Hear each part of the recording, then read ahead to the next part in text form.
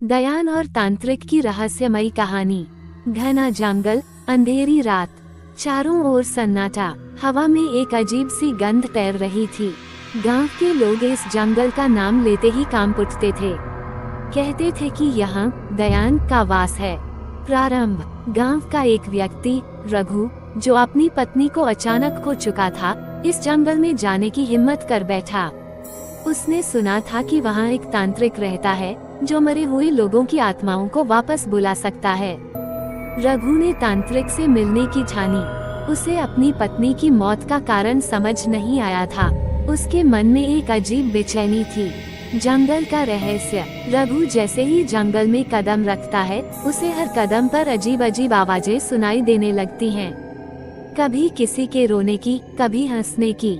पेड़ों की शाखाएं हवा में ऐसे झूम रही थीं, जैसे कोई छिपा हुआ उन्हें नियंत्रित कर रहा हो। रास्ते में उसे एक बूढ़ा साधु मिला। साधु ने चेतावनी दी, पुत्र, इस जंगल में मत जाओ। यहाँ जो भी गया वापस नहीं लौटा।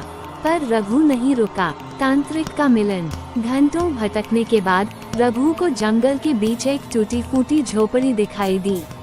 झोपड़ी के बाहर एक बड़ा सा त्रिशूल गड़ा हुआ था। अंदर धुएं का गुबार और रहस्यमय मंत्रोच्चार की आवाजें आ रही थीं।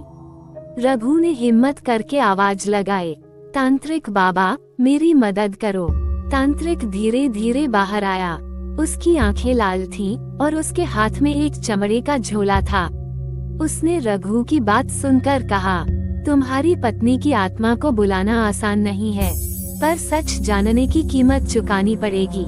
क्या तुम तैयार हो? दयान का प्रकट होना। रात गहराती गई।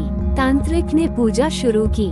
चारों ओर आग का घेरा बनाया और मंत्रों का जाप तेज कर दिया। अचानक हवा और तेज चलने लगी।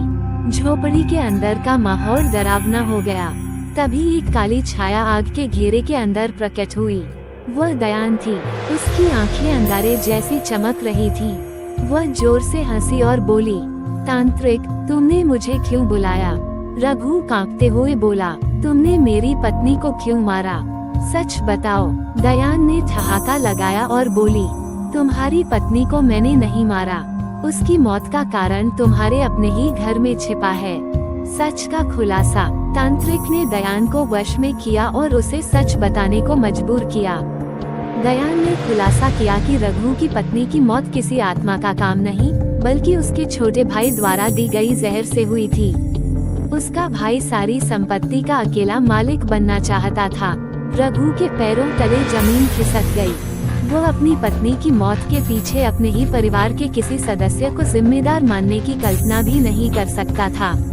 अंत। तांत्रिक ने दयान को मुक्त कर दिया और रघु को घर लौटने की सलाह दी।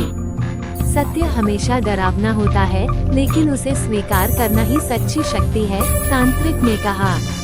रघु ने घर लौटकर अपने भाई को सच सामने लाने की चेतावनी दी।